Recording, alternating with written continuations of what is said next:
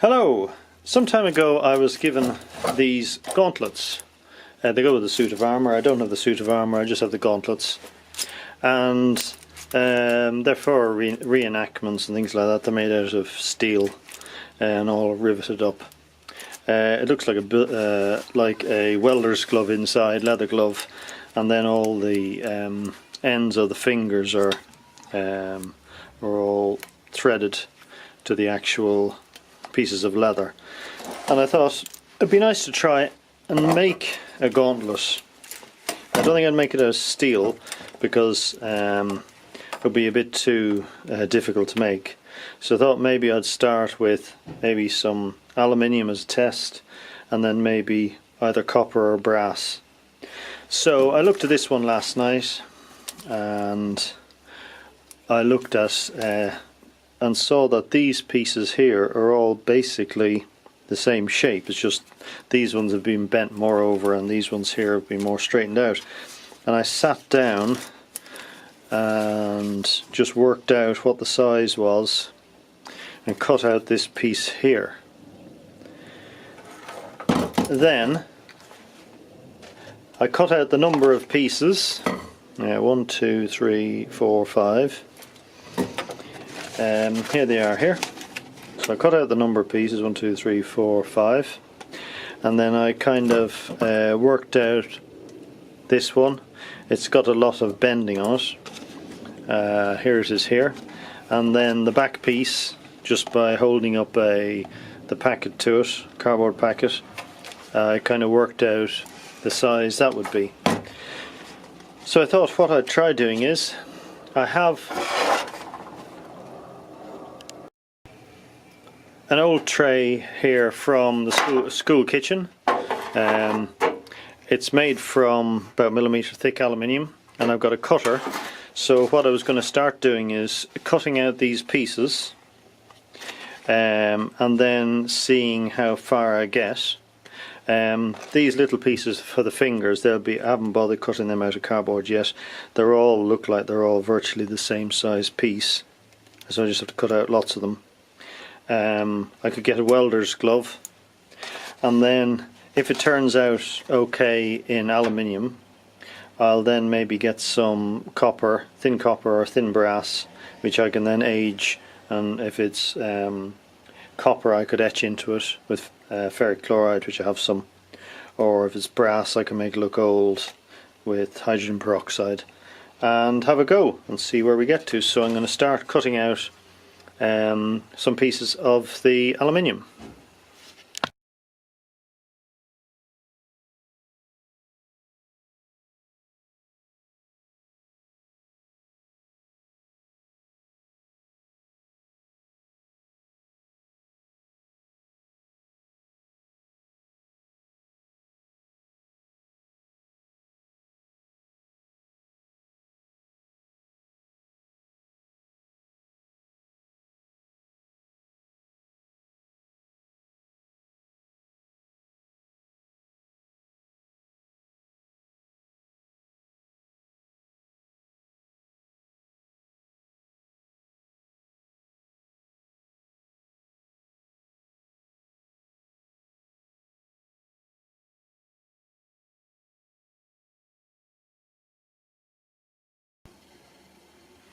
Well, I've cut out the pieces now. I'm glad I wore my no-cry gloves because some of the pieces get quite sharp. So leaving that to one side, I've got my 5 pieces here. I now need to go along and take the file and the sandpaper and sort out all the edges. When I've done that, I'm going to drill the holes so that I can connect them all together. So let's do that now.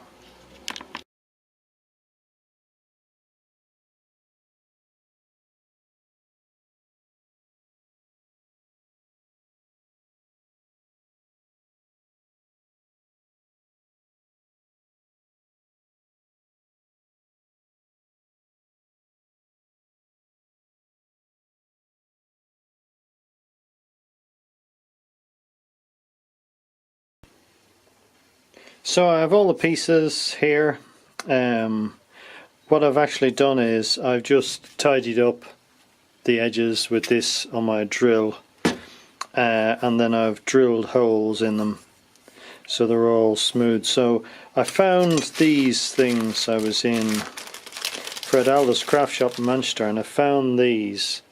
They're like, they call them split rivets, steel, and I just tried here an example, and you put it through and you hammer it. They look quite tough, so I might use those for real, but I don't want to put those on yet because I won't be able to take them back off again. So that'll be the final thing. They look quite nice and shiny. So I thought what I'll do is I'll put them together with my little split pins just for the moment and mould them and see what it looks like. So I'll be back to you in a minute. So here we are. I've put the pieces together. I'm a bit shocked they actually move and look reasonable, but there you go. As you can see, they do need a bit of tweaking, but the good thing about aluminium is you can bend it with your hands, so it's not like steel where it'd be a real job and it'd have to be heated up. So it all kind of moves. It's a bit shocking. So that's those pieces here done. So next is to sort out this knuckle piece, which kind of goes like that and is all squashed. That may be a bit more complicated, but not impossible, seeing as that wasn't as hard as I thought. So I'm going to cut out this piece now out of aluminium and kind of squash it and squinch it and see how it works, and then we'll take it from there.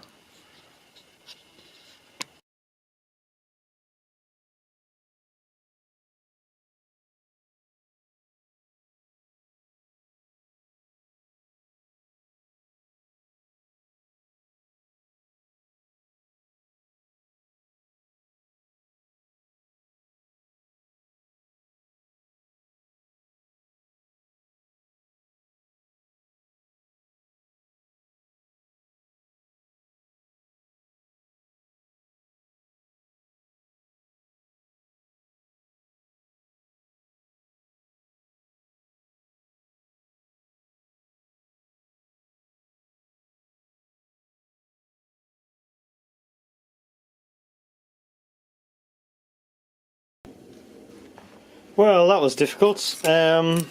Here we have it now.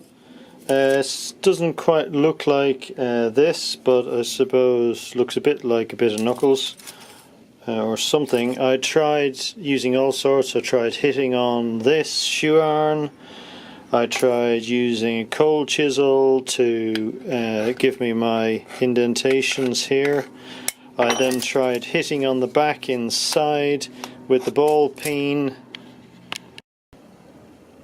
of the hammer, hitting in here, and then I realized, well, I wasn't getting enough bulges, so what I then did was had this piece of wood and I was then hitting in there so that it would go into there. So it's really difficult. I didn't realize. Trying to hit something into a 3D shape. I think with these ones they must have something that they hit it on, and I suppose if it's hot it's going to move differently anyway. But mine kind of is ham-fisted, I think is the word you're looking for. But there you go. What I will need to do is, it looks really dreadful, I'll have to try and straighten it off so it doesn't look as like a cat's paw. Because this is all hammered, I'll probably need to do some hammering on these because this looks out of place now, or trying to tidy it up. But I just realised how difficult 3D shapes are, really hard. So now I need to sort out fingers, and I need to sort out the top part of the greaves. So I'll cut them out and get back to this and think how I can make that look less like Garfield's paw. But we'll get there. Well, things have been a bit distressing here. I found I was having problems with this. I've cut all the ends off with the drill holes because they were drilled in the wrong place. Because once I put these rivets in, if I can find one here, these rivets are tougher than these things. And while it all seemed nice with these things, when you put a tough rivet in, suddenly everything seizes up and wouldn't move. So cut the ends off. I've re-drilled these. I've put rivets in with washers, and finally, after a lot of beating, I've got some movement. When I originally did this, there was no movement, and I've beaten it in all different directions, as you can see. So I'm kind of getting back to where I hoped I would be. The other thing is the holes on the back here, on the back piece, the bottom hole needs to be bigger so that this can move, and I need to extend it down a bit so they can kind of move up and down as well. So I've got a lot more work to do, but better learn it now. It's all part of trying to figure things out from scratch. I've done a lot more beating on this. I've straightened them all off. I've managed to beat it all back there. It's too wide, so I'll have to bring it in, and then I may have to cut some off. That's not a problem. I spent a lot of time on this, so I'm going to carry on now and see if we can actually get somewhere. Right, here we are. It kind of moves, which I'm surprised by. So this is where I'm up to. Kind of got back a bit.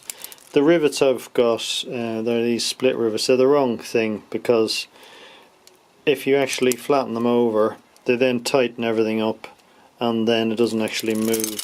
So I like the way it moves there, so I need to figure out some better way of doing the rivets.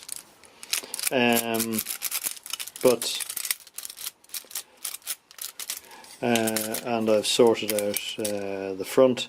I will need to sort this bit out and sort this bit out. So now I have got to make this piece here, I've got to make all those, and I've got to make the greave. I do have a basic pattern for the greave here. So I need to do that, so that's what I'll do next and get back on track. Well, that's all for this part of the Gauntlet build.